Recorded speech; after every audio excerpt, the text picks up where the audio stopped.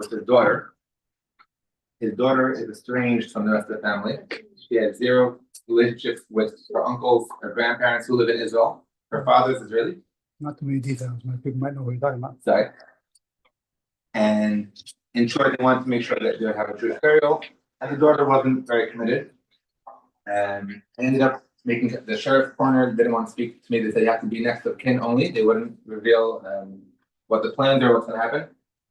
We made contact with her husband, and he explained that they cannot afford a burial, and they could give a certain amount. And if that's enough for cremation, that's what they would do. But that's all. They weren't committed to giving the Jewish burial for this fellow. I relayed the message back to the family in Israel. They got very concerned. In the end, we said, look, obviously your father was a Jewish man, and he would have wanted a Jewish burial. And so it's just a financial concern. If you give us the rights, the body to take care of end of life decisions, we will take care of the funeral, we will take care of the expenses, and you could we'll take care of the whole process, so it's not gonna be on your head. Back and forth conversation on Friday, and they agreed to that. By Monday, the funeral home picked up the body from the sheriff office. The man is having a tahara, he's having a purification process, and God willing, the funeral will be tomorrow morning in Colma. So I thought it was totally, we say hashgacha pratis, divine providence of scheduling session evening and lecture on this topic of burial versus cremation, and literally over the last week, this is exactly what we've been dealing with.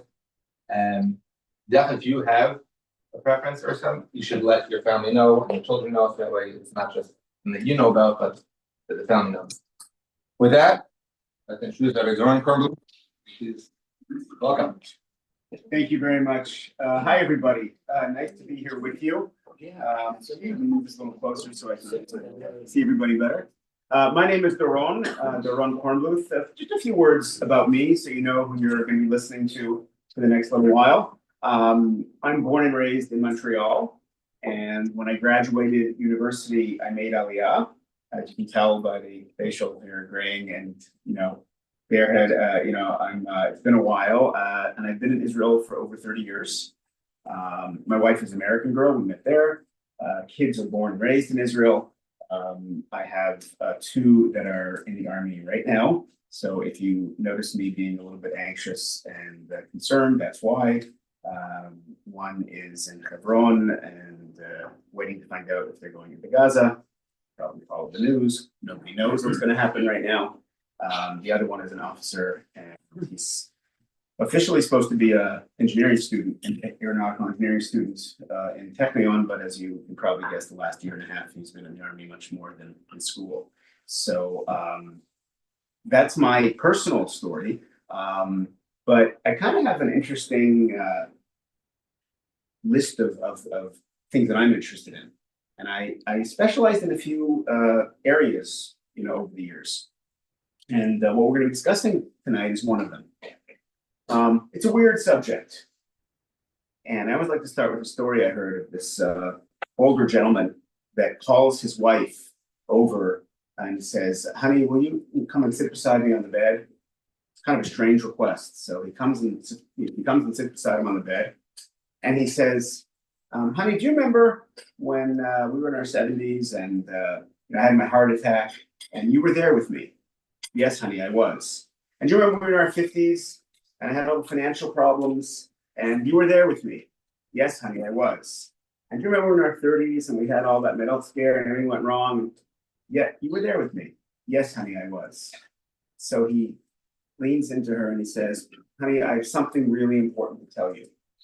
So a tear rolls down her cheek. She leans into him and he says, honey, you're bad luck. Some subjects, it just feels wrong to talk about them. It feels like they're bad luck, they're taboo, looking for trouble. We want to deal with it. We want to know about it. Burial and cremation certainly is on that list. And I'll be honest, I was never much interested in this subject either. A comedian once said, I don't want to achieve immortality through my work. I want to achieve it through not dying. We don't want to deal with this stuff, which is why I want to give a big thank you to the Friedman Menachem, the Chabad of Santa Cruz, for inviting me, for organizing this, because even if it's not something we like to talk about, you know, some things you have to talk about. It's important to talk about it, to get information, so people make their own decisions. And thank you all for coming. I know you all have many options what you can do on a weeknight, so thank you for being here. Not the funnest topic, but I think you'll see together that it's actually kind of interesting and important. So let me start with a little bit of a comforting message. Statistically speaking, again, we've just met, so statistically speaking, numerous people in this room right now have already cremated a relative, have chosen to cremate a relative, have signed their own will, deciding on cremation, are open, there's no guilt coming from here at all. Okay, we're gonna share information as adults, share information. Again, I always look at life that, God gave us two eyes looking forward. We don't have an eye looking backwards. Once a year before Yom Kippur, you look back if you did something wrong, but life is about going forward. There's no guilt. We're just sharing whatever. Life is life, okay? We all make the best decisions we can based on the information we have, and we all try and do our best, and that's fine. But it's always good to have more information and more knowledge, and maybe you'll make a different decision in the future, maybe not. We'll share it together. So that's sort of the introduction. Everybody should relax while they're sharing information. The way that I want to sort of conduct our time together is kind of there's a specific structure I want to use. I'm going to tell you that. First, I want to just understand what's happening today very briefly, what the actual situation is today in the US. Then I want to analyze why people today are choosing cremation, list the reasons and analyze them. We'll see some are stronger than others. Then I want to flip the script, so to speak, and go into why does Judaism and why have Jews, and they're two connected different reasons, why have Jews for 3,000 years so focused on burial? And then we'll get into your comments and questions like that. So that's just the structure of what you're going to be hearing and participating in. Intro the situation today, focus on cremation, focus on burial, then we'll get the questions and answers. Okay, so like this. As far as we know, a number of ancient societies, I'm thinking specifically of ancient Egypt and ancient Tibet, but there were others. As far as we know, ancient Tibet, ancient Egypt were very death-focused societies. Now, we don't know for sure. I love archaeology. I'm actually, one of the other hats that I wear is I'm a tour guide. I guide groups around Israel. I take families and groups to Poland. I'm very into old stuff. I love archaeology. But even me, with my love of archaeology, I have to admit, archaeology is not really a hard science. It's a lot of guesswork. What's it based on? It literally is based on human remains, writings, if you're lucky, material remains found in the dirt. And from what we find, we create a whole picture of what the society was. But let's be honest, how much stuff do we actually find compared to that society? Maybe 1% of what was going on. It's a lot of guesswork. So we don't really know what ancient Egyptian society was like. But from what we do find, from the evidence that we do have, boy, does it seem like they were death focused. They had a book of the dead, right? The tombs, the pharaoh's tombs, were unbelievably intricate. The pyramids were not tombs, by the way. I always used to think that they were. They haven't found bodies in the pyramids. We don't think pyramids. It's an argument what they were, but they found so many ancient royal tombs around Egypt and the Middle East in general, and they find foodstuffs. They find boats to take them into the next world, the afterlife. The pharaohs used to kill servants, right? So they would have servants in the afterlife. And it was a very death-focused society. We, in modern America, are quite the opposite, actually. Very little focus on this stuff. I'll even say it's not just even about death. I think it's even about, well, I'll give you an example. Anybody here remember John Glenn? Sure. What was John Glenn famous for? Astronaut, right? He didn't land on the moon, as far as I know. He was one of the first to go to orbit the world, right? Right? And then he became famous again. He became a senator from Ohio. A very respected senator, by the way. He was sort of like an American's American, right? He was a very honorable person, very upright. He's like sort of a role model, you know, for those generations. And then he became possibly even more famous, I don't know. But he had one more big, you know, intersection with fame later in his life. Anybody know what I'm referring to? He went back into space in his 70s. He was the oldest person in space until recently when William Shatner was escorted by Bezos's thing. But even that, William Shatner and Bezos, they just went up, touched orbit, and came right back. It wasn't the same as the Apollo going around. But anyways, so John Glenn was, when he went back into space as a senior citizen, boy, was it big news. I remember it actually. And front page, the front cover of Time magazine, newspaper, television, and everybody was incredibly impressed by John Glenn, as I was. By the way, if you think that NASA relaxed the rules so John Glenn can go in space, not at all. Imagine what would have happened to NASA's funding if something had happened to John Glenn in space. Right? He was, I don't know, 70s, whatever, however old he was, he did it. I couldn't have passed NASA's test when I was 18. And this guy did it as a senior citizen. Like, wow, no wonder he was getting such news. So we were all, as we should have been, very impressed by him. On the other hand, I was kind of embarrassed for us. Why? Well, think about it. Why was American society celebrating John Glenn? Not because of his age, his contributions, his wisdom, his experience. It was because he was acting like a young guy. I want to be very clear. I love modernity. Okay, I travel quite a bit. I land in a city. I put my phone into the rental car. I have GPS. I mean, I love technology. I love the openness of modern. There's a lot of things I love about the modern world. Like, I don't want to go back. You think I want to go back to the 1800s in Russia where they were beating up my grandfather? I mean, I don't want to go back there. There's a lot of great things about the modern world. On the other hand, there's also a few things that seem a little bit, we've lost something. This disrespect, and it's not just a lack of respect, it's disrespect for old age, this worship of youth. There's something off. All the more so for people who are sick, God forbid, people who are dying in their final stages, and all the more so for the dead. Just not like, this is not a subject. This is it's almost the opposite of Egypt. It's like a denial, right? Everybody important is young. So, in a different way, by the way, I would even say that surprisingly, that rabbis don't get nervous. Okay, trust me.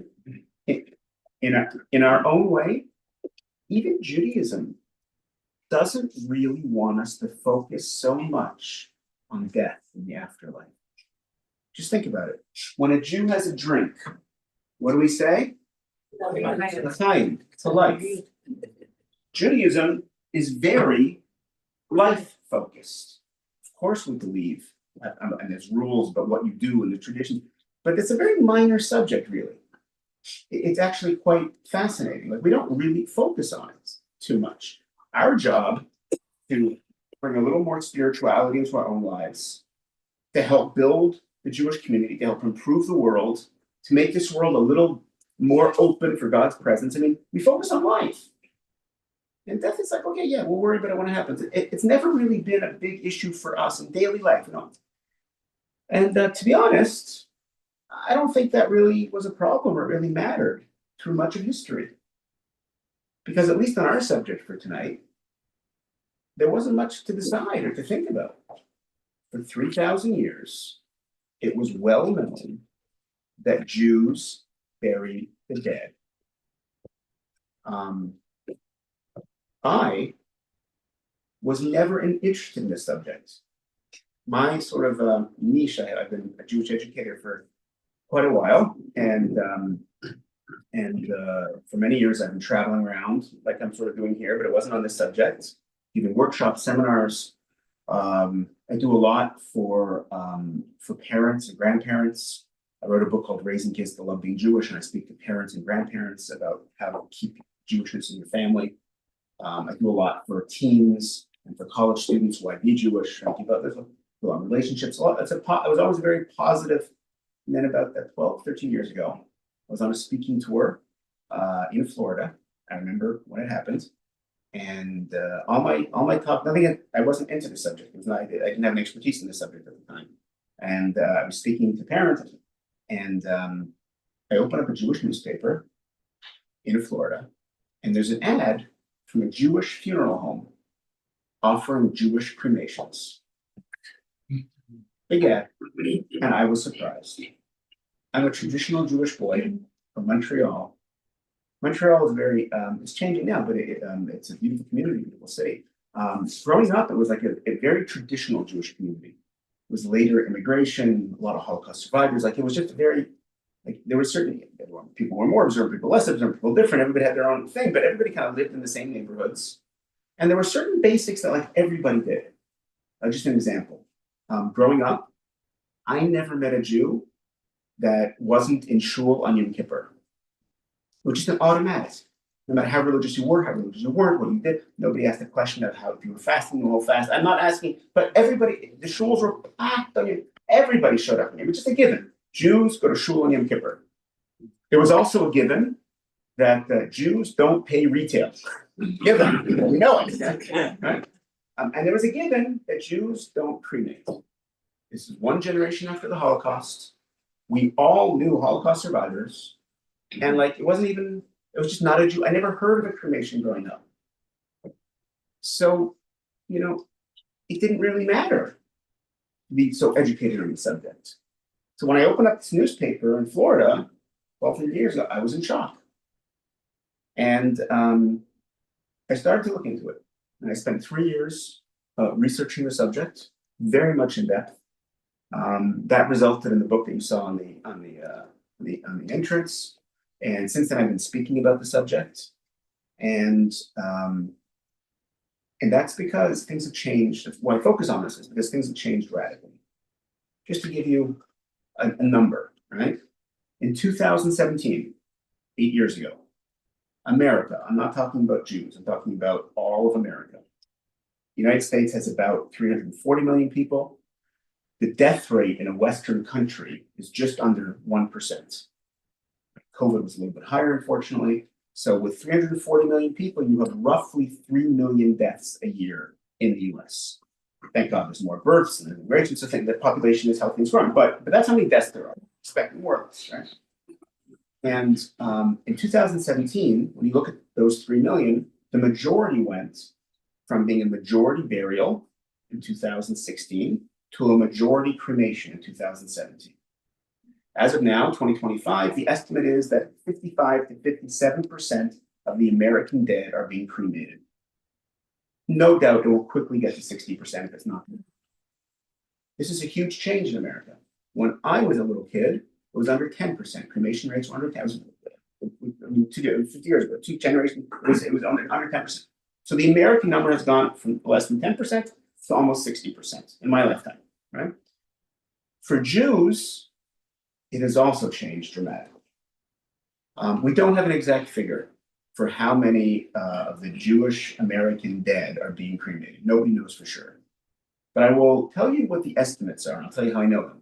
When I got into the subject, I became quite close to a rabbi in New York, Rabbi Elchanan Zone. You might know him. He's the rabbi's rabbi on these issues. He's sort of the, people call him 24/6, I guess would be the way to say it, on on anything a burial. And I did my first Tahara, like preparation of the body with him, and he led me to all the research. And so he told me that at the time that he did a study.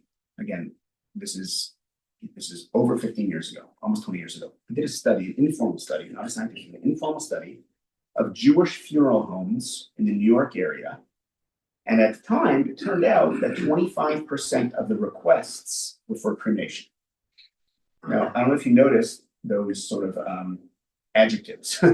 That was in New York, the most culturally Jewish part of the country, just simply because of the overwhelming presence of so many Jews in close quarters that automatically leads to more community involvement, more Jewish camps, more Jewish practices. Everything just builds on each other, right? The more you're together, it just does that, right? So that was over 15 years ago. And that was people who chose a Jewish funeral home. people who are affiliated enough with the Jewish community who are almost automatically more likely to do more traditional things, right?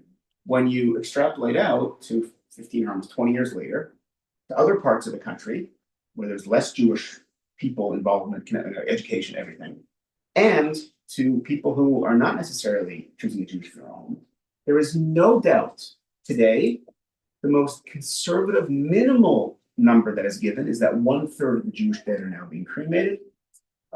Personally, can't imagine. I simply can't imagine it's less than 40% because everywhere I go, including yesterday in the Bay Area, Jewish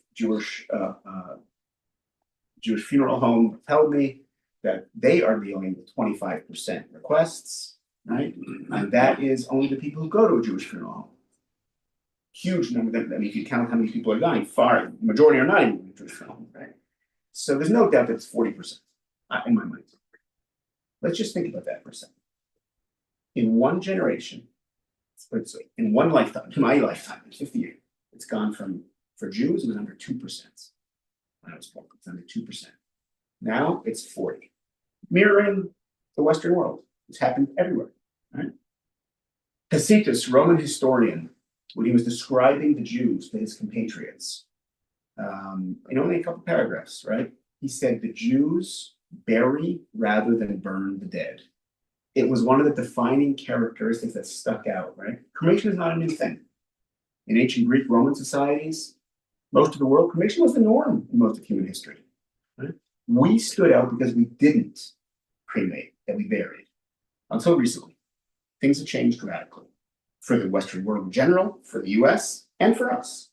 So now, with that intro, I want to ask you, let's forget about Jews for a minute, forget about this beautiful Chabad house, and just talk about America, right? The millions of Americans who are making this decision.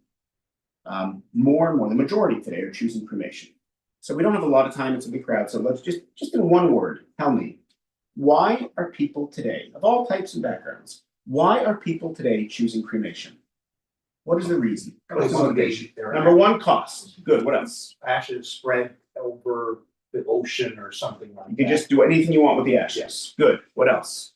It's easy. Easy, very good. They're Yeah. not, they don't live near where their family is, so they're just somewhere else, so they're by themselves. Mobility issues. Yeah. Right, correct, right. In the old country, they used to have a family plot. Right. Exactly, well said, yes. Environmental issue. Environmental issues, can you specify?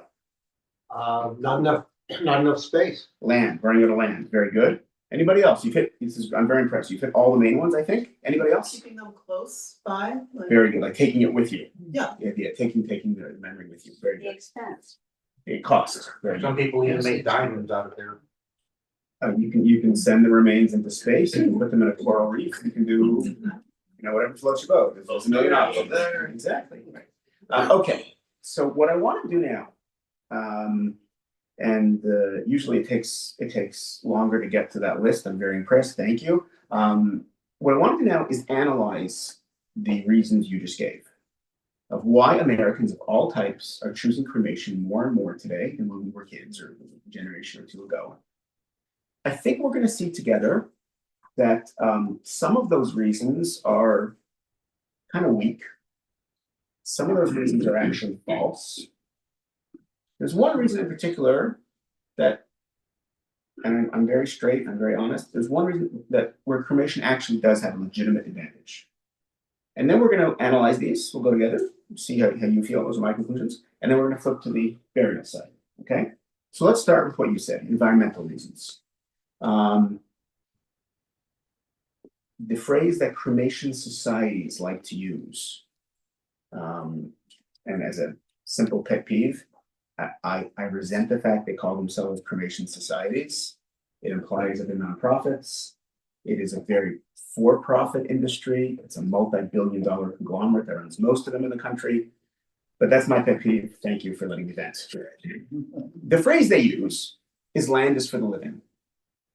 Meaning, it's a very moral, strong argument, seemingly, right? We have a limited amount of land. The population keeps going up and up and up.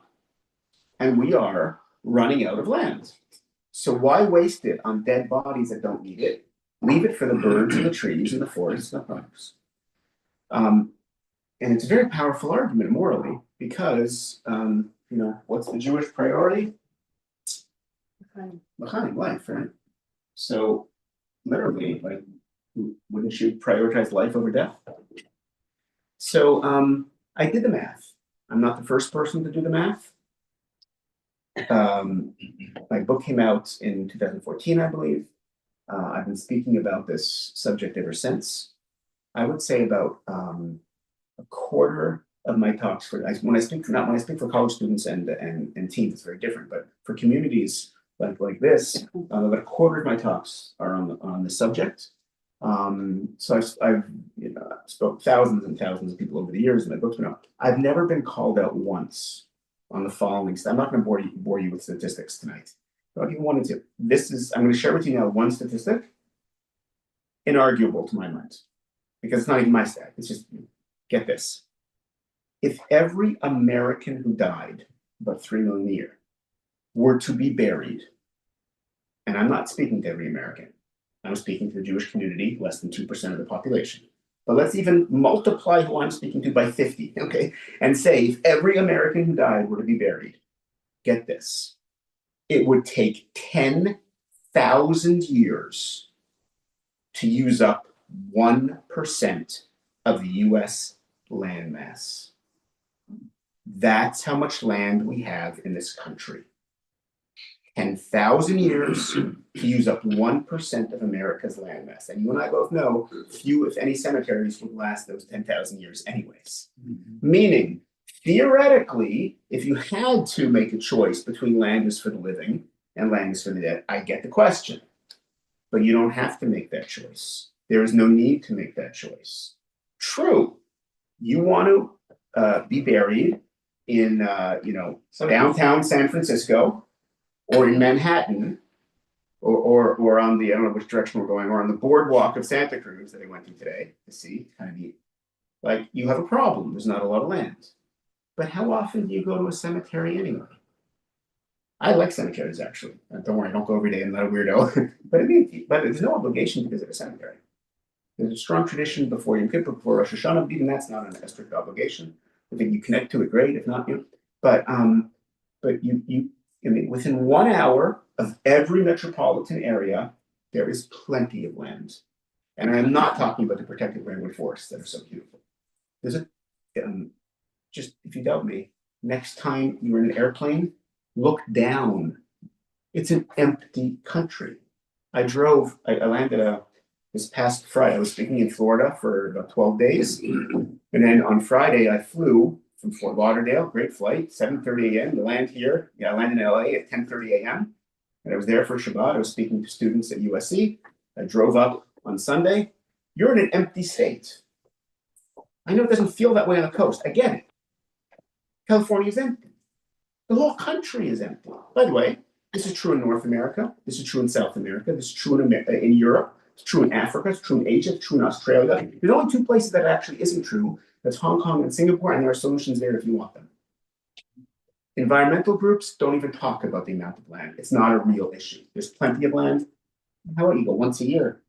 Father's Day, Mother's Day, yard site. The drive an hour, there's plenty of land. Burial uses a remarkably small amount of land. We use far more land every year building new Walmarts. So yes, 99% of land is for the living, 99.9% of land is for the living, 99.999% of land is for the living. There's no problem. The more serious environmental concern is not the amount of land. Environmental groups don't even talk about it. It's what goes into the land. And that's a serious one. This was an early environmental critique of American burial, started in the 1950s, believe it or not. And there's a few things that are pointed out. 2 main ones, really. Number one, metal caskets. Boy, is that an environmental disaster. If you know about it, it should keep you up. I mean, it's horrible. We're talking hundreds of thousands of these caskets. You have to make them, you have to forge the metal, the big jump. You're putting them into the ground. They're rusting for 1,000 years. The environmental disaster, unbelievable that we allow it. Unbelievable. Right? Second environmental critique of American burial, embalming. Forgive me, I'm going to try not to be too gross. There's a couple things tonight that we just have to share the reality. If you're not aware, embalming means removing the liquid, basically the blood, from the body. It's replaced with preservatives. To this day, 2025, by far the number one choice is formaldehyde. Okay, gallons, 8 to 10 in many cases, are put into the body. Obviously, the body still decomposes. It's still going to go into the ground and the groundwater. Environmental disaster. By the way, it is only the U.S. In the whole world, only the U.S. has such high embalming rates. Dates back to the Civil War. Tens of thousands of Union soldiers were dying in the South. Took 2 weeks for the trains to get them back. The parents wanted to see the bodies, Christian viewing, all that kind of thing. So they started embalming en masse. Before that, it was very small. Then it became the norm. Embalming is a legitimate disaster environmentally.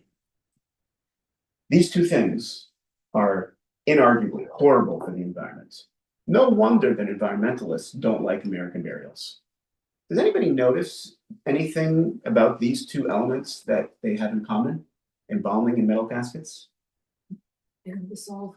What? Right, that's the problem. But what do they have in common? They don't have that traditional Jewish burial. Excellent. They're not Jewish. We don't allow either, actually.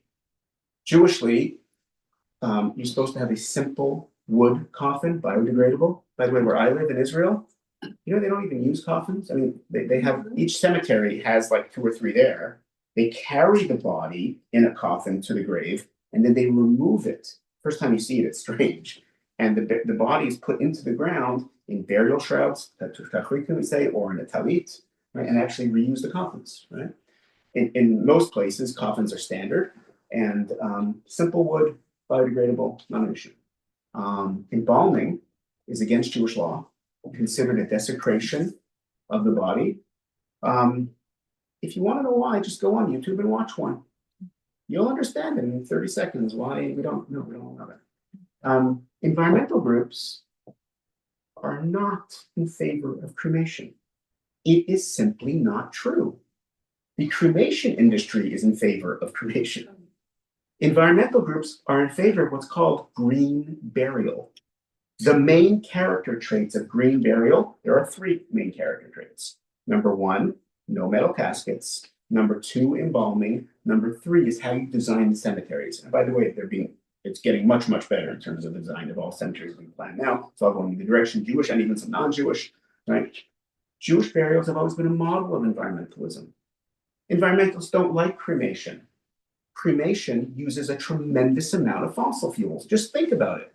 We've all gone to great expense. We're getting off of our fossil fuel cars, getting hybrids, getting e-vehicles, and suddenly you have the electricity to burn a body. By the way, when I started this research, right after that incident in Florida with the newspaper article, I remember thinking, yeah, cremation is, it's like a microwave oven. Right? You put it in, it takes 5 minutes. If you're a thin person, it's 90 minutes to 2 hours.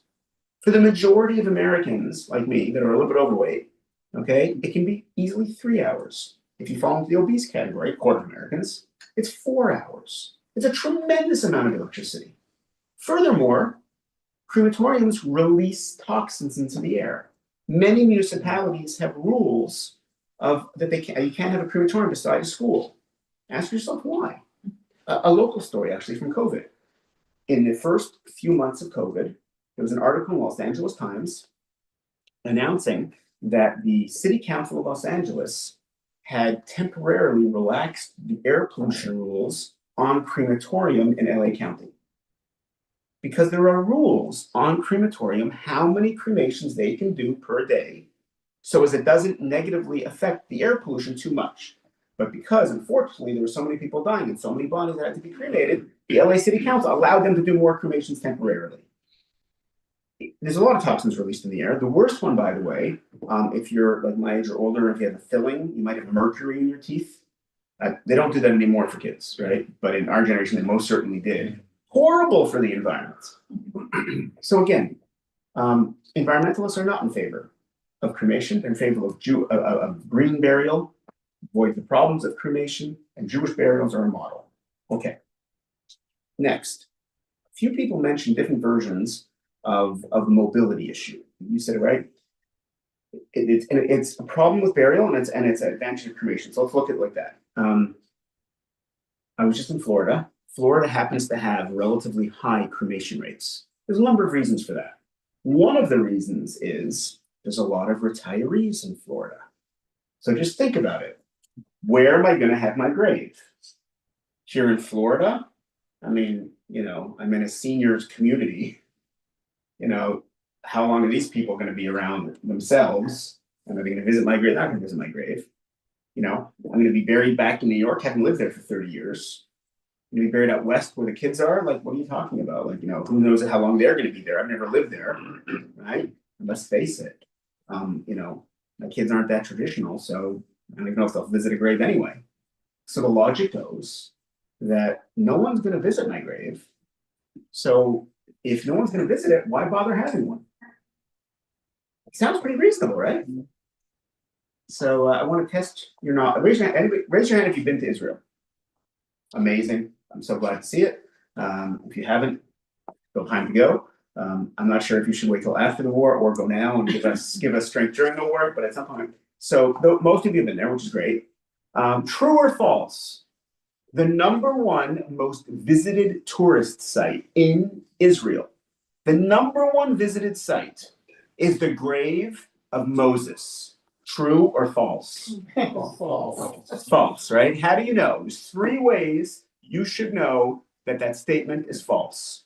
We don't know where he was. Not in Israel. What else? We don't know where his grave. We don't know where it is. Good. And you've never heard of anybody visiting it, so you would have by now, right? Okay. So the main reason is at the end of the Bible, the end of the Torah, it says very clearly that Moses, never makes it into the land of Israel. The whole story hits the rock instead of speaking to the rock, with all different commentators what it means, but he never entered the land of Israel. He's buried in what is now the Hashemite kingdom of Jordan on the east bank of the Jordan River.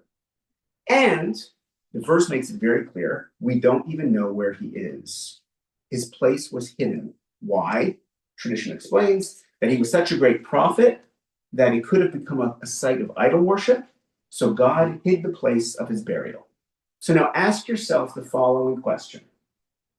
Has anyone ever, Moses died about 3,000 years ago, has anyone ever knowingly visited his grave? No. So when you realize that, it changes the whole perspective on graves. We modern people, understandably, we connect 2 ideas: having a grave, visiting a grave. Why do you have a grave? So people can visit a grave. And if nobody's going to visit the grave, there's no point having a grave. Logical connection. We'll get the questions and comments after, okay?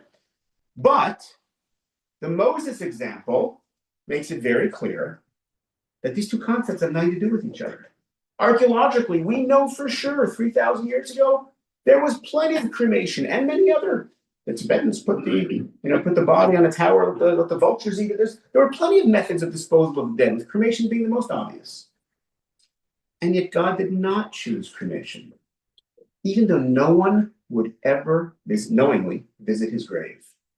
Because whether or not a grave is visited, it has nothing to do with having a grave. It's a whole different, it's like when I realized this, it was like, wow, I always assumed that was the reason. That's nothing to do with the reason. It's irrelevant. By the way, I am always surprised at how many times you have a cousin, you have a grandkid, you have somebody gets into Jewish genealogy and they start looking up graves, they become a little more traditional, they start visiting graves. You never know when that grave is going to be visited. But even if not, it has nothing to do with whether or not to have one. And then you get to the idea, which is very common. I hear about it a lot, we read about it a lot, of people taking the urn, the cremains, as they call them, cremated remains, the urn, the ashes with you.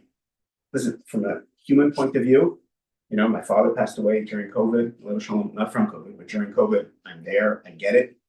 I just have a couple of questions to ask.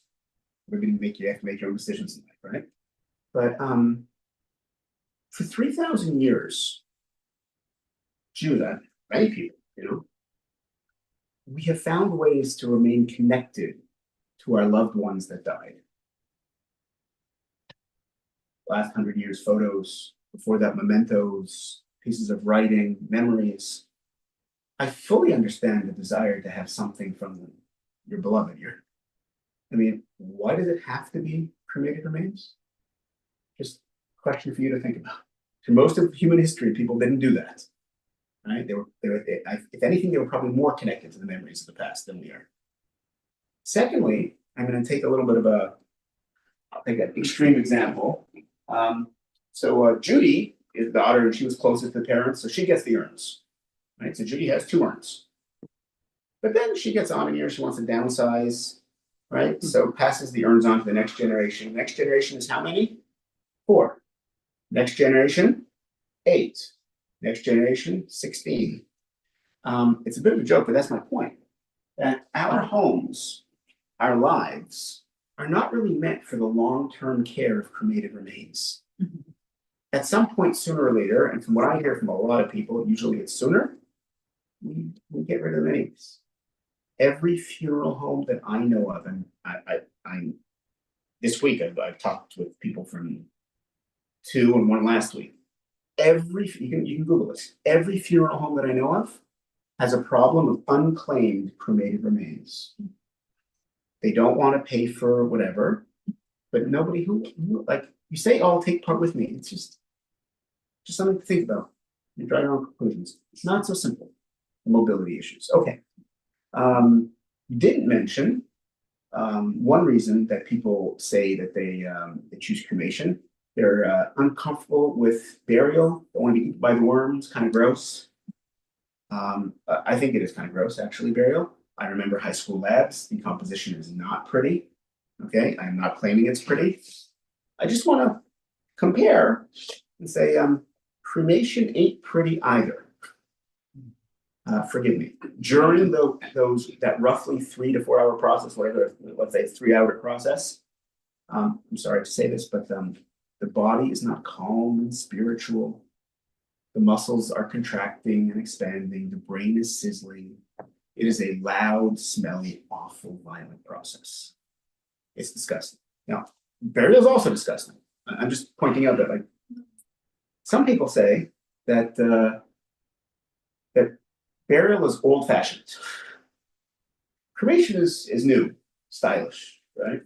So, listen, you got to do what you got to do and make your own choices. I respect everybody.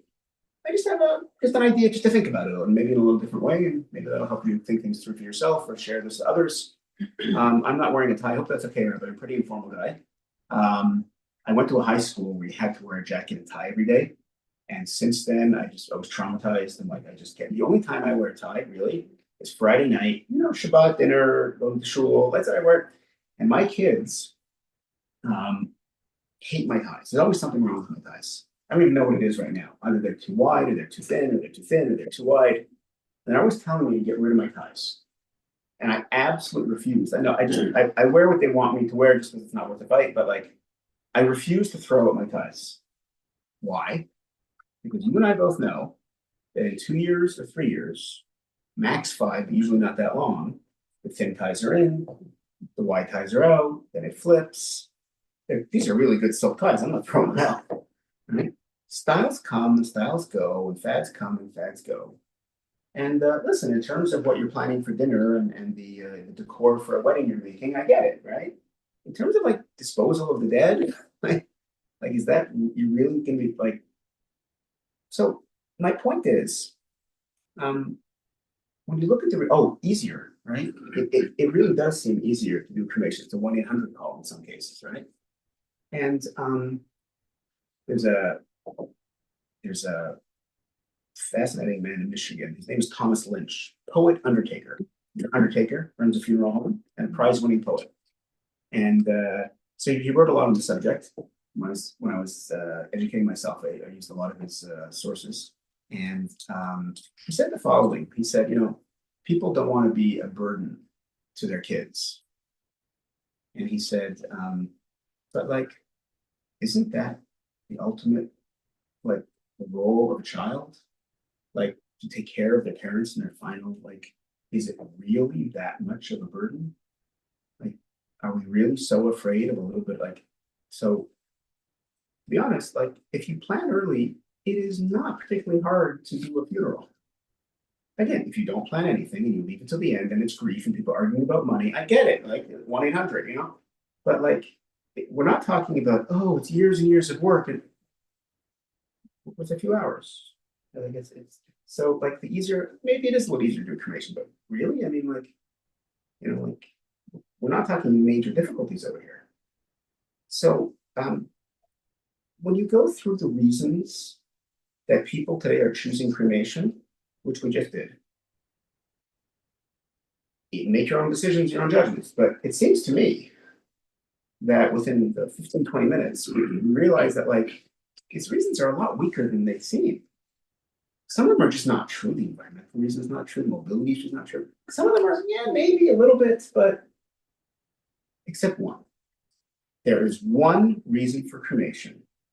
There is one aspect of cremation that is an undeniable advantage. And I'm being very honest, we have to address it. Cost, what you said, I think, originally. Typical cremation in the US today ends up, start to finish, everything, roughly $3,000. You can definitely go that low, right? You can definitely go that low. Retail. Okay, there you go. It can go, we're talking a few $1,000s is more than for, again, you can do a really expensive cremation, full funerals with everything. You can spend tens of thousands of dollars on cremation, right? And you can also do a funeral that is very cheap. I shared with you some of, you know, just to share with you some of my trauma. When my father passed away 3 years ago, almost 4 years ago, during COVID, I'm from Canada, right? So I flew back, you know, I was with him, you know, his last days, but I mean, Canada was nuts on COVID. I'm not getting into what you think in the rules. I'm just talking about Canada, and I'm a Canadian. Canada was nuts. I became anti-Canadian during that time. Why? I sat Shiva alone in an Airbnb. My brother sat Shiva alone in a different Airbnb. And my poor mother sat Shiva alone as a widow because no one was allowed to be together. Nuts. Absolutely nuts. The funeral service, through an amazing amount of effort and rules and this and letters, and it was unbelievable what we had to do. We were allowed 10 people outside, right, graveside, within, I think it was a minimum of 2 meters away from each other, right? It's a Kaddish, right? So it was horrible and traumatic, and you know whatever. It also was a lot cheaper than a normal funeral. It was, you know. Okay, so you can have cases where cremations are really expensive and funerals, if you want to make a funeral cheaper, you can. I'm going to give you some ideas later. But you can. But the norm of what we're used to within our realm of normal, cremations are $2, $3 or less $1,000. The number I hear generally is 2 to 3, right? And funerals, start to finish, burial, 8 to 10 minimum. Rarely will you get less than 8. By the way, there are ways if people don't have money. I'll tell you later. We can talk about it. But typical thing is 8 to 10. I've heard of people even 15. By the way, if it's adding up to you to be more than that, give me like you're in the wrong funeral home, the wrong cemetery. It's highway robbery. There's no reason on planet Earth for it to be more than $12,000 or $15,000. It should not. And I already think that's too high. Okay, I know somebody. I just met them 2 days ago in San Francisco area, in the Bay Area. I don't even know where I was exactly. But the number they were getting, start to finish, was over 20. Okay, and they did what I applauded them in public. And they did what I think is a brilliant move. They buried their mother and father in the Sacramento area. Cost them less than half. Jewish funeral, Jewish burial, Jewish cemetery, normal cost. But at the end of the day, there's no doubt burial is more expensive than cremation. Usually we're talking at least a $6,000 or $7,000 difference. So now I want to literally and figuratively flip things. Why is it worth the extra money? Because all the other reasons are really, they just don't add up, to be honest. They don't. What? Well, let me try, and we're gonna get there. You're much too deep for me because it takes me a while to get there. You already got there. Okay, step by step. Yeah. So I want to now give you a number of reasons why Jews throughout history, right, the Jewish people and Judaism, two separate but connected things, why we as Jews and why Judaism so insists on burial, even to the point that it's worth the extra $6,000 or $7,000. Gentlemen, when you proposed to your beloved and you handed her a ring, I'm almost sure you did not get that ring from the bottom of a Cracker Jack box. Right? You bought a proper ring. There are some things that are worth the extra money. I am now going to try and share why I think our tradition and our people has said this is worth the extra money. Reason number one.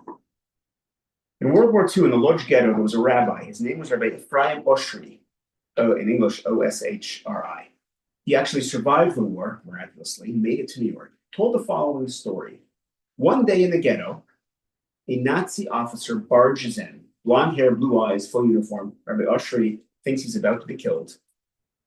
Nazi slams the door, closed behind him, and starts speaking with the rabbi in perfect Yiddish. Rabbi, I'm a Jew. I have fake papers. I look the part. I got a uniform. I'm moving around every day to a different place. This is how I'm surviving. But I have a question, a very important question for you. I'm a very sick man. The doctors say I have a few weeks to live. And I know what they're going to do to my body when I die. They're going to bury me in a Nazi cemetery with a Nazi cross over my body, surrounded by Nazis. Forever. I've done this for a few months to survive, but I can't bear the thought of being in a Nazi cemetery with a Nazi cross over my body, surrounded by Nazis forever. Can I be cremated to avoid that fate? And Rabbi Oshri took his hand warmly and said, my dear, dear child, no, you can't. In normal times, a Jewish person should do whatever they can to give themselves and others in the Jewish community a proper Jewish burial. That means a Jewish cemetery, that means the Chevra Kadisha. It's called the Chevra Kadisha. It's a burial society, right? But it doesn't, Chevra Kadisha actually means the Holy Society. I'm credible with that. That's what they're called. To treat the body respectfully. They wash it, they wrap it, they prepare it for burial. The community lowers the body into the ground. The prayers are said, the Kaddish is said, the dirt is put on top, a little bit of dirt from the land of Israel traditionally is put in.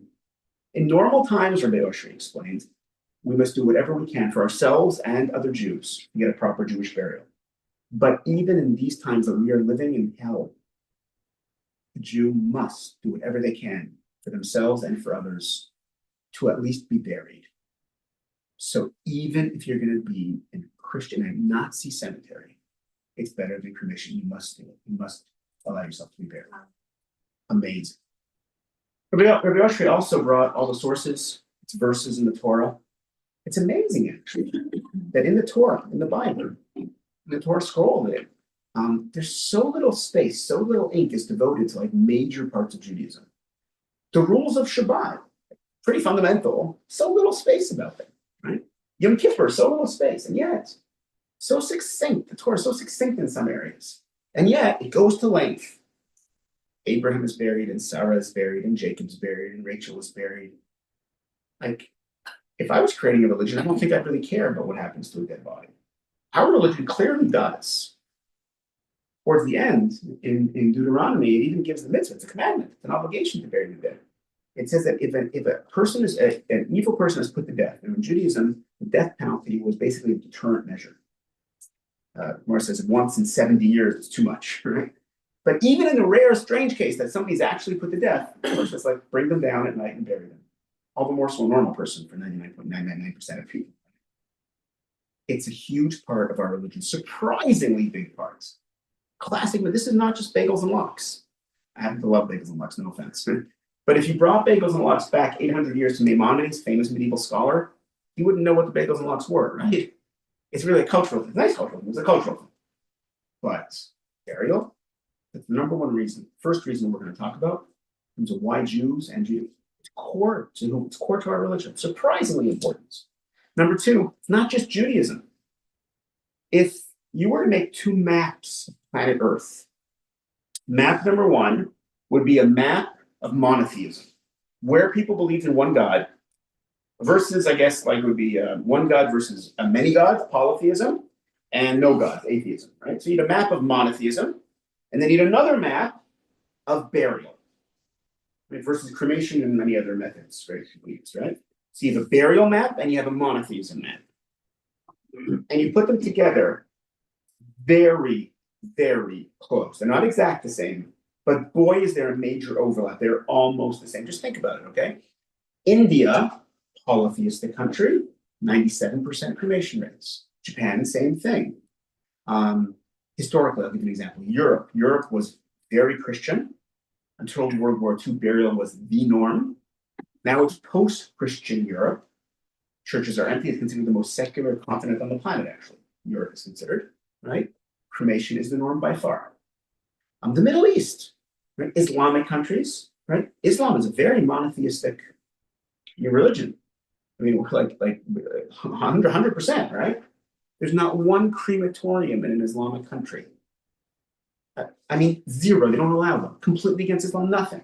In Israel, monotheistic country, right? 10 million people.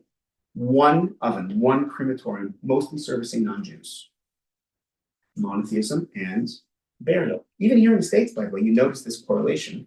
Quote unquote secular coasts, much higher cremation rates than the Bible. Fascinating, by the way. Why this connection exists? Why do monotheists generally, there's exceptions to every rule, but why do generally monotheists choose burial at much higher rates? A lot of literature, a lot of theories. I'll just share with you mine. Right? The proof text of monotheism, the Torah, the Bible, says very clearly at the beginning that every human being is created in the image of God. Now, we're physical beings. God, therefore, is not physical, but there's some kind of spirituality, uniqueness that, and you don't mess with the image of God. You lay it gently down to sleep. That's two reasons so far why it's worth the extra money. Core part of our religion, surprisingly important. Monotheists, worldwide historically, choose burial. Number 3. Well, I'll ask you a question. Raise your hand if you have ever visited a Jewish monastery or a Jewish convent. Anyone? I know nobody would raise their hands. Why? Because it's a trick question. Because there aren't any. There's one next to the tomb of Moses. There you go. Exactly right. Well said. I'm going to use that. I love it. So there aren't any. Why? Why not? What, you think Catholics are stupid? They're not stupid. There's like a billion of them. Plus smart people. Or Buddhists, right? They have monasteries and convents as well, right? You think they're not stupid. It's a different philosophy. It's a philosophy that I disagree with, but we have to understand and respect and understand what it is. Right? Philosophy is very, again, Catholicism and Buddhism are very different. But on this point, they're actually the same. On this one point, the philosophy is like this. Their philosophy. If you want to be spiritual, if you want to rise up and get close to God, you must deny the physical. This means asceticism, sleeping on hard floors. This means celibacy. This is why the Pope doesn't get married, the priests and the nuns. Far East, Dalai Lama, celibate. Why? It's a philosophy, right? It's a philosophy that if you truly want to be spiritual, you have to get away from the physical. They're enemies, physical and spiritual enemies. It's one or the other, zero-sum game. I have a Catholic friend who told me that in his community growing up, the best and brightest intellectually and the most interested spiritually would be sent to the priesthood. That was just like the high. If you're really spiritual, go, like, you have to avoid women. So that's their philosophy. I understand it. It's not the Jewish view. The Jewish view is quite the opposite. We believe that God, obviously, God is a good God, and he created a good world. Physicality is good. It is not bad. It is not the enemy. Of course, the rider has to be on the horse, meaning that we have to use our minds and our hearts to direct our physicality so we don't just get hedonistic and go nuts, right? The mind has to be in charge. But I could not give charity without my hands. I couldn't give somebody a hug without my arms. I can have children without my body. Physicality is good. No wonder that we take physicality Seriously. The body is good. I'll give you an example. Imagine, God forbid, a woman loses her partner, loses her husband, they've been married for 40 years. She's wearing the black dress, she goes to the funeral. That night, comes back home from the cemetery, takes off her black dress, puts on a red party dress, fixes her makeup, and goes out to the bars cruising for a new guy that night. Sound normal to you? Of course not, right? When you have a partner for decades, and you don't just move on immediately. The soul and the body are partners. And our tradition says, it's amazing insights, amazing teachings, that when the body dies, the soul doesn't just leave. This is its partner. The soul couldn't accomplish anything in this world without its body. So the soul, during the 7 days of mourning of Shiva, the soul goes back and forth between the grave and the Shiva house, hearing what's being said about it, during the 30 days during the first year, and the soul always remains connected to that place. Because that physical place there's something there that remains of the energy of that person. Where they're buried. And I'll even explain it on a purely physical level. Again, this is a spiritual idea, which is what you were talking about before. But I want to say on a physical level. So far, and we are approaching. Remember, we talked about the situation today, and we analyzed the reasons for cremation. And now we're analyzing why is it worth the extra $6,000, $7,000, right? Core part of our religion. Monotheists.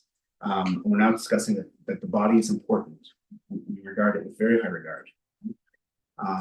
So far, the rabbis in the back are waiting patiently and are wondering, I brought this guy from Israel to talk about burial and cremation, and he's been here for 35 minutes, 40, I don't know how long I've been here. And he has yet to mention the number one reason that the Talmud gives for burial. And they're thinking in their minds, like, he's not going to mention the number one reason. So I didn't until now on purpose, and I'll tell you why. Because the number one reason the Talmud gives for burial, to our modern ears, including myself, at first sounds weird. The resurrection of the dead coming back to life. If you haven't looked into it, let's all be honest, sounds nuts. You know what I think of intuitively? I'm not proud of this, but we're friends now and we'll share this, okay? I'm born in the 60s, I'm a child of the 70s, the 80s. I remember when MTV became huge. And I remember the first major video on MTV. Anybody know what I'm talking about? What? Video star. Somebody killed the video star. No, that was much later. Thriller. Michael Jackson's Thriller. 7-minute video. Remember the video? Walking through the cemetery. The dead comes back to life. Zombie movies, right? So when a modern person, every time I fly on a plane, I'm walking up there, there's so many zombie movies on all the screens. They're still making zombie movies. You tell it. So when you hear the phrase dead coming back to life, if you're a modern person, I'll be honest, sounds nuts. You believe in this stuff? So I want to share with you a really important principle.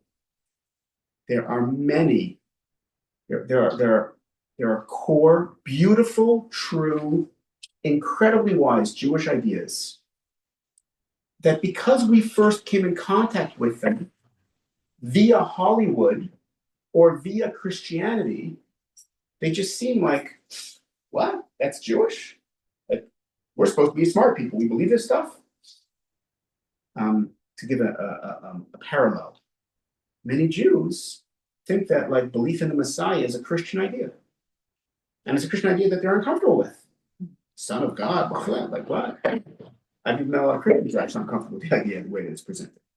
So, okay, Christianity is pretty new, okay? Different religion, put it to the side. They stole the idea from us. When you get back to the core idea, it is a beautiful, true idea. And thank God Chabad has brought it back into Jewish consciousness. There was many Jews didn't even know we believed in it, right? Same thing with dead coming back to life. Sounds nuts if you think about it via Hollywood. French philosopher Voltaire once said, "It is no more of a miracle to be born twice than born once." Changes your whole perspective when you think about it. I'll even give you a physical way of understanding it. Anybody here seen a Jurassic Park movie? Okay, there've been like 8 of them or something. I don't know, they keep every time I come back to the States, I see a new one or whatever. So for those who haven't had the experience, Jurassic Park is a Hollywood series. The concept is like this: that millions of years ago, a mosquito stings, bites a dinosaur. A little bit of the dinosaur's blood, including DNA, goes into the mosquito. The mosquito is then caught in some amber, fossilized. Millions of years later, we are able to extract the DNA, recreate the dinosaurs, and you can go to a park like Disney World and run around dinosaurs at Jurassic Park. Okay. So it sounds like, and it's presented as crazy science fiction. The only thing is, it is much more science than fiction. I'm not saying they can do dinosaurs tomorrow at a park, but they are much closer than you think. Anybody remember Dolly? Who was Dolly? First sheep to be cloned, first animal to be cloned. Okay, a successful cloning actually. It survived a number of months. So it wasn't just like a here and done. That was 40 years ago. Today, there are Hollywood celebrities, numerous, you can Google it, that clone their own animals so they don't have to take them with them when they're traveling, and they can have them in their different homes around the world. Yeah. You can clone your pets if you want. They are now planning a park. I heard about this, that it's supposedly going to be in like Eastern Russia. They're planning a park where you can actually see woolly mammoths brought back to life, because they have found numerous woolly mammoths frozen in the ice. DNA is there, no problem. It is much more science than fiction. Even in Israel, you probably even saw an example. You might have on Masada. If you went to Israel, you probably went to Masada, the desert fortress where we fought the Romans 1950 years ago, right? The final stand, right? So on the top of Masada, they found date pits, 2,000-year-old date pits. Removed the DNA, and up the road at the En-Gedi Botanical Gardens, there's a huge palm tree. By the way, it's a one-generational, like it's like a mule. Like they haven't figured out how to get it technically to give fruit to be. Oh, they're on the way, right? The idea, we're not here talking about cloning. Cloning, it's an ethical problem and a legal problem to allow how to do it.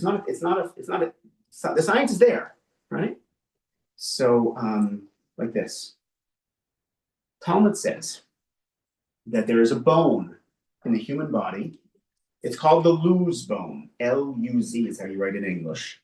Some believe it's over here. It connects from the spine to the brainstem. Some believe it's down here. Others have a different group called the luz bone. And the Talmud says that the luz bone never disintegrates. And from the luz bone, the dead will be brought back to life. The body will come back. The Atlas. What? It's the Atlas. There's a wide disagreement amongst what it says. All the Talmud says is luz. There's about 4 different opinions. Yours is the most common, but there's a lot. So I want to explain this physically, what I think it means, and then even more importantly, I want to share what I think the idea means. So physically, I did a lot of research. I talked to a lot of forensics experts. If you go and exhume a grave from a couple hundred years ago, you will not find any evidence of a luz bone. Science today doesn't say that there's a bone that so seemingly, what the Talmud said, what does that mean? Right? I want to explain to you what I think it means. The Talmud didn't know about DNA. DNA is physical. I just want to emphasize that. When they're extracting something and checking DNA, it's physical. I mean, that's what they're doing, right? I think all the Talmud meant was there's a small, little thing from which the person's blueprint, energy, physicality, from any DNA, you can recreate a whole human being, everything. DNA from your foot, and they rebuild your whole brain. It's unbelievable what's in there. Hard for us to even imagine it, right? So the Talmud is teaching us there's a little part of our physical being that never disappears. And from that, we can come back. Now, why we're going to come back? Listen, I don't fully understand it. Some say we're gonna come back temporarily, but I will tell you the idea of it. It fits so beautifully with what we said before. The physical is important. That's why there's no Jewish monasteries.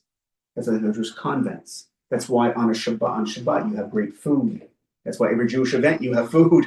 Physicality is good, and it even has a role in the future. So, like this. Take a seed, put it in the ground. What happens? Sprouts, grows. Take a seed and burn it and put it into the ground. What happens? Nothing. Nothing. It is dead. There's a soccer pitch in Scotland that has big signs stopping people from dumping cremated remains on the grass. All the fans want it to be, spread of ashes spread in their favorite football club, right? Except it ruins the grass. It's physically and symbolically death. It hurts other life. Furthermore, there's no DNA left. When you burn a body, 1,000 degrees, it destroys it. You cannot tell the difference between one human being and another human being once they are cremated. The DNA is gone. The person's blueprint, their originality, uniqueness is gone. Which is exactly what the Torah is teaching us. Don't do that. You're unique, you're special, and physical life is important. A simple example. It's all similar, but a simple example. God forbid, rabbis, hypothetical situation, God forbid, educational purposes only. You're driving up on 17th Street. What was it? What was it on? 17th. That was good. Okay. So you're driving up, and God forbid you see a fire. So what do you do? Remember there was the Hurricane Katrina when in 2005, 2006, whenever it was, and in Louisiana, and the shuls were all flooded, and the Torah scrolls were destroyed beyond repair. Yet, if a Torah scroll is hurt, it is damaged, you repair it, take it from scratch. But if it's damaged beyond repair, you bury it. They had a big ceremony, it's on the news, right? Bury the Torah scrolls. So God forbid you're driving by and you see a fire. Do you try and save the Torah scrolls in the Holy Ark? It's the holiest object we have, a Torah scroll. It's also the most expensive. Be $100,000 to write. It takes them a year. It's a big deal, right? So, would you try and save the Torah scroll? Not Keep going. not if you were risking your life. If a fireman is there telling you, don't go, then I'll share with you a little known Jewish law. You're not allowed to risk your life for a Torah scroll. Think about this for a second. It's the holiest object we have. We unbelievable holiness in it. And we buried it when it's damaged. And yet you are not allowed to risk yourself for a Torah scroll. I want to emphasize. Doesn't matter if you're a man or a woman. Doesn't matter if you're old or you're young. Doesn't matter if you're healthy or you're sick. Doesn't matter if you're more religious or less religious. Doesn't matter. Because as holy as a Torah scroll is, you are holier. Your soul and even your body. Someone once said, we get it right? Yeah. We burn the garbage, we bury treasure. Unbelievable. So we're almost done, and I'm going to get through your questions and comments. We did an intro, understanding what's been happening today. We then went through the reasons for cremation. Most are weak, some are just not true. There's one that really stands out as it's an advantage. It's $6,007 cheaper. Why is it worth the extra money? I'm trying to understand why Jews have focused on this for 3,000 years. Number one, core part of our religion, surprisingly important. Number two, the monotheist connection is unbelievable. Where people believe one God, they choose burial generally. Number three, and this has been a much longer one, but it's the concept that our bodies are important. They're holy, thank you. We treat them with respect. What we do in this world is important. How we treat our bodies. It's a partner for 50 years. You don't just move on. Final idea. I don't know where I got this from. I have this in my mind. It's like this older Jewish guy gathers together his kids and say, kids, I want to tell you something. And I just want you to listen to me just for a few minutes. Because I may not have been the best Jew on planet Earth. To be honest, I didn't have a strong Jewish education, didn't really do much Jewishly. Looking back, Maybe I'd do things differently if I knew more, I don't know. But there's one thing I do know. I'm proud to have been born a Jew. I'm proud to be a Jew. And when I die, I want to be buried as Jews have been buried for 3,000 years. I want the rabbi to say the prayers. I want the Chevra Kadisha, the Holy Burial Society, to prepare my body. I want my Jewish name mentioned. I want the Kaddish said, because I want my final statement, my final declaration on the planet to be, I may not have been a perfect Jew, but I'm a proud Jew. I don't know about you, but I'm very touched by that. Ladies and gents, it's not an easy topic. Someone once said, there are worse things than death. Have you ever spent an evening with an insurance salesman? So there are worse things, but it's not an easy one. So I want to thank you, Rabbis Chabad of Santa Cruz, for bringing me here. I want to thank you for coming. It's an important topic. And what I would encourage you, we're going to have questions and comments, and what I encourage you to do is to use my being here as sort of an excuse just to raise it with other people. So I travel around giving these seminars and workshops, right? I respect whatever people do. Almost every case that I come to where people are choosing cremation, it is based on misinformation, lack of education. They leave it till the end and the kids are fighting about it. Just a personal, I have no interest, I have no commission, just a personal piece of advice. Like, don't leave this till the end. There are certain moments of life that can and should be, of the life cycle, I guess, can and should be when like families can come together and have a beautiful moment together. So make your decision, make it very clear, you know, when the time comes, phone the Chabad rabbi at this number. Hope it's okay that I giving you. They'll make all the decisions in terms of what to do. You already pay for the plot, get it all done, so the kids aren't fighting about their inheritance. You've given them enough money. You know how much it costs to raise a kid? Yeah.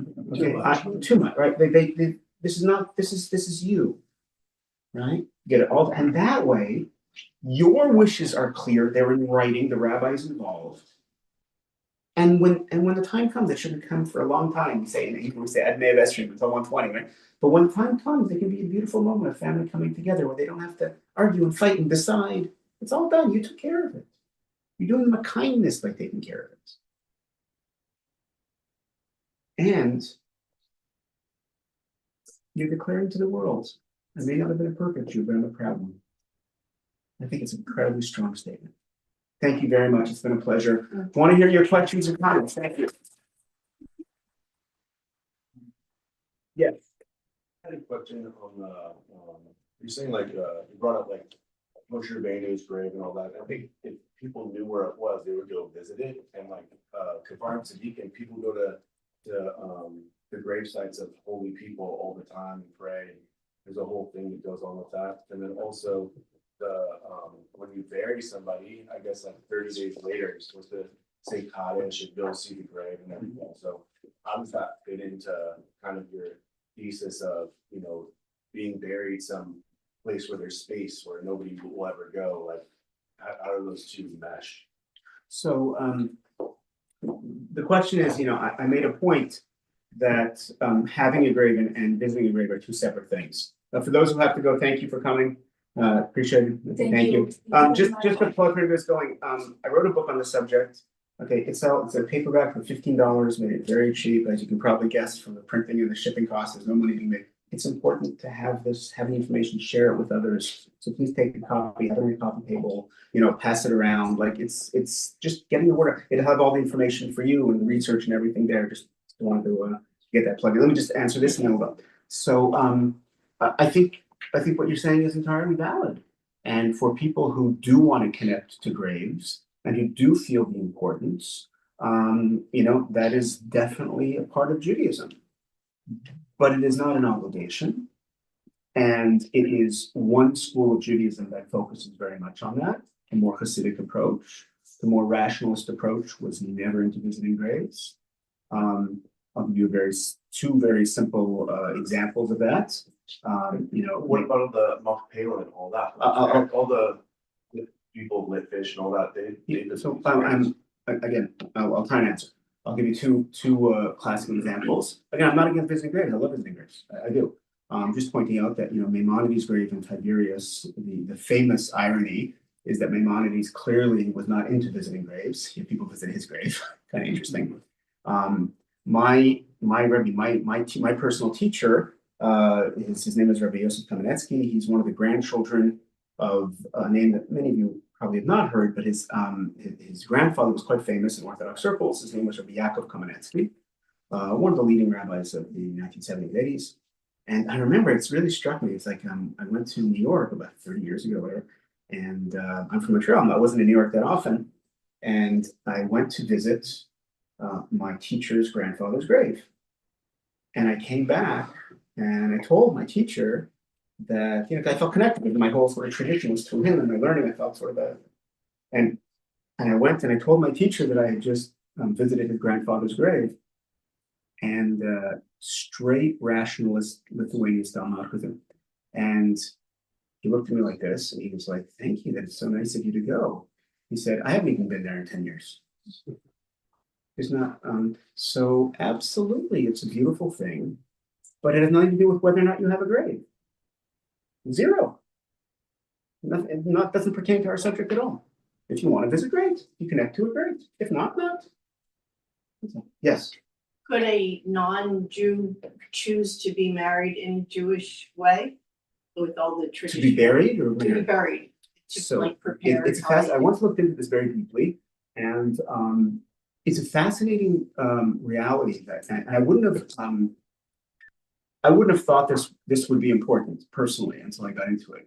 It turns out that almost every religion on planet Earth, there's exceptions, but almost every religion, certainly the major religions, has a strong insistence on being buried amongst your own religion mates. What's the word? Co-religionists. Fascinating. Mixed marriage. It's huge problem in all cases. Just think about it, right? There are Catholic cemeteries, there are Protestant cemeteries, there are Muslim cemeteries, there are Hindu cemeteries, there are well, Hindu not so many because of cremate, and there are Jewish cemeteries, right? So Greek Orthodox, that's separate from Catholic. It's fascinating, right? And so the explanation I once heard, and to be honest, I'm not sure if this is even a Jewish explanation because it's not really a Jewish question. But and the question is like, why is the idea is that if you are a believer in community, it's not anti somebody else. It's that community is important, and I want to signal that. So I want to be around community. I want to signal to the future that community is important, and it doesn't just disappear. So when you have mixed marriages in all of these cases, it gets very difficult, very complicated. You've got to talk to the rabbis. It's not simple. It's not simple. There's many people who deal with this. Okay? I will say, again, I'm not figure out however, it's a common, it's half the marriages, it's very common today. So I will say that it sounds strange. The importance of being buried beside your spouse is extremely overrated. I don't mean not to do it. It's important to do it. I'm just saying it's a rarity in history to be buried beside the spouse. It's actually not that common as you go around. Like Families usually stay together. so family plots are a beautiful thing. I have one in my family. Okay, rarity in history. It's interesting. I'm just pointing, if you can do it, great. I'm just pointing out, I know plenty in my family, I know plenty of people where for various reasons, they were married different times, they didn't buy, they moved around, like it's not an absolute, oh, I have to be. If you can arrange it, great. If not, it doesn't have to be. You're together in spirit and in heaven also. Any other questions, comments? Anybody? Yes. So I remember learning about a burial pod that ran into a tree. Okay. So I'm curious about the. Okay. There are so many options today. Okay. You have aquamation. Aquamation is acidic alkaline water decomposition. It's not the pod you're talking about, but it is a pod. The body is put in there. Instead of taking roughly a year, how a body normally decomposes, as the cottage plant corresponds to the decomposition of the flesh normally, roughly. So it'll happen in a few months. Acclimation is it's a little better in terms of than cremation. You use a little less electricity in cremation. You have compost, and this is not your question, but it's all parallels. You have composting, right? Just like to compare, but like you compost the body, right? That people do it. There's your version, which is Mycelium. what? Mycelium. Mycelium. Mushrooms. Mushrooms, exactly right. Yes, that's one of the newest ones. It's not legal yet, by the way. They're still those testing it. And then yours is also is a different version of where they're basically putting the body in a pot, putting it in a tree, and it's going to grow, right? So I have a technical and a philosophical comment on your specific question and the other ones that I mentioned. Okay, technically, these are all new fads. Nobody knows anything about the long-term effects. Okay, an example. Okay, acclimation, which is the water thing. Okay, that only became legal anywhere in the States in 2011. No research, no studies, no long-term anything. Human composting, that they call it. Okay, 2019 was the first one in the States. The tree one is a prototype. I don't think it's legal anywhere, as far as I know. Maybe I'm missing something last year or two, but to be honest, since the war started in Israel, I haven't been on top of the latest thing. My point is that that this is all new fads. Nobody knows anything about the environmental impact, about the psychological. We don't know anything. So it's like the tide question that I mentioned before. I'm nervous about. That's a technical thing. It's like nobody can say anything.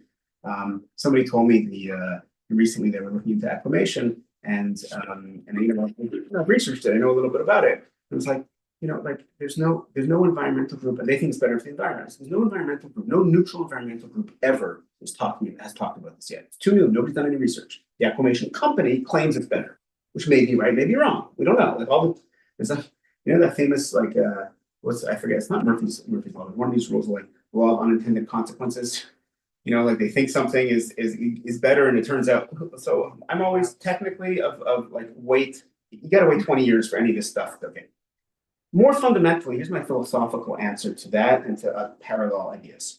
I find, and this is just me speaking, right now, but I find that, and this is probably a good end to our time. I'm still here if you want to ask questions or comments, but just one final concept. I find that many people, understandably, including me, are very uncomfortable with death, and we don't like it, obvious reasons. So I find there's two responses to death that people have. And at first they sound very different, even opposite. And I'll describe them in a second. But when you get to the core of them, like, wow, there's something really connected, okay? Some people are very opposed to death, don't accept death, and fight death, they don't like death, it's unfair. So what do? I'm gonna slow this thing down as much as I can. That's metal caskets, that's embalming, that's mausoleums, that's extra concrete liners. Vacuum. Yes, vacuum, good point. All of these, they're all different, but all of these methods, the commonality is, I am not just letting this happen. I am going to fight this as much as I can. We all know the body is still going to decompose, but it'll take 5 years instead of 1 year. It'll take 10 years. I'm going to fight it. I'm going to slow it down. Right? Some people have the exact opposite reaction. I hate this death thing. There's no way I'm dealing with this. I'm going to get this over with as quick as possible. 7 days of Shiva become 3 days of Shiva. Then you sit for 1 day. Now they're doing a funeral on the same day, right? Instead of a long, St. Cottage for a year, right? We'll do a cremation, get it over with, 1-800. I want to get this thing done, right? Same thing with the composting, the acclimation. What you're saying, it's a quick, just get it done. Put in chemicals, compost. Like again, these sound very different. Some people, I'm going to speed the whole process up. I'm going to slow the whole process down. But they're the same thing at the core. I think what Judaism is teaching us is, 6 days of the week. We work, we invest, we improve the world, we try and change the world, make it a little better for other people, make it a little better of a welcoming place for God. We're active. 7th day, we sit back. Shabbat. Shabbat means stop. That's what it actually means. Even in modern Hebrew, when they have a strike, it's called a shvita, stoppage. Right?